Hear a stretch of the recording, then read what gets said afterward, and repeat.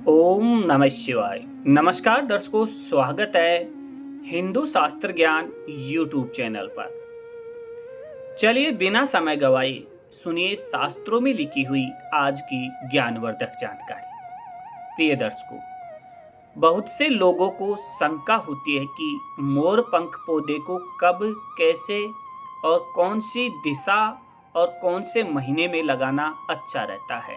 तो आइए विस्तार से जानिए। दर्शकों, मोर पंख वास्तु। वैसे ही मोर पंखी के पौधे को भी हमारे देश में बहुत ही शुभ पौधा माना जाता है। इसके पौधे को आप घर की खूबसूरती को बढ़ाने के लिए आसानी से घर के गमले में लगा सकते हैं। मोर पंखी के पौधे को ही विद्या का पौधा कहा जाता है।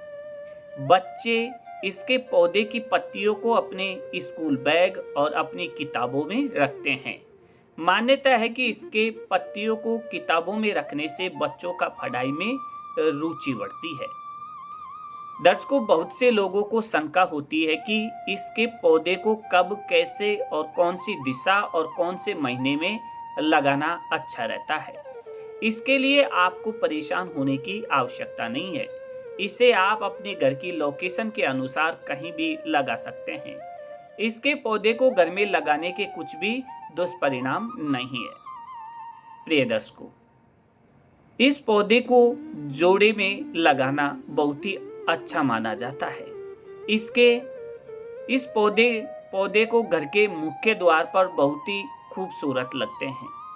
इसके लिए आप घर के मुख्य द्वार पर पौधे जोड़े में लगाएं। वास्तु के अनुसार इसके पौधे घर में लगाना बहुत ही अच्छा रहता है। इससे घर में नकारात्मक ऊर्जा का प्रभाव कम होता है। दर्शकों, मोर पंखी के पौधे को जोड़े में लगाना चाहिए, जिससे घर में पति और पत्नी के बीच में प्यार बढ़ता है। इसके पौधे को घर के मुख्य द्वार पर ही लगाना चाहिए, जिससे गलत प्रभाव हमारे घर में नहीं आए। घर में पैसों की दिक्कत भी कम होने लगती है। इस पौधे को घर पर लगाने से घर में तनाव कम होता है। दर्शकों, वास्तु के अनुसार आपके घर में लगा मोर पंखी का पौधा कभी भी सूखना नहीं चाहिए। जहां पर पौधा लगा रहे हो वहां पर हल्की धूप और हवा मिलती रहे।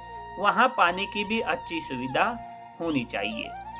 दर्शकों, वास्तु के अनुसार मोर पंखी का पौधा हमेशा जोड़े में ही लगाना चाहिए। इसका प्रभाव जब भी सही तरह से होता है। नकारात्मक प्रभाव को दूर रखने के लिए आप पौधे को हमेशा घर के मुख्य द्वार पर ही लगाएं। मोर पंखी के पौधे में वास्तु के साथ साथ औषधीय गुण भी विद्यमान होते हैं। सबसे पहले तो आप इस पर ध्यान न दें कि पौधे को कौन सी दिशा में लगाएं। इसके लिए कोई भी दिशा निश्चित नहीं की गई है। आप अपने घर की खूबसूरती को बढ़ाने के लिए इसे कहीं भी लगा सकते हैं।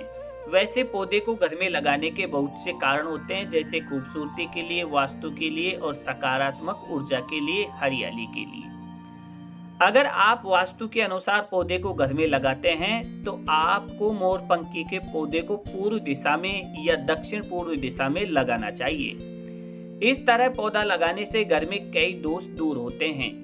इस पौधे को आप घर में लगाते हैं तो आपको घर में सुख, समृद्धि और धन की प्राप्ति होती है।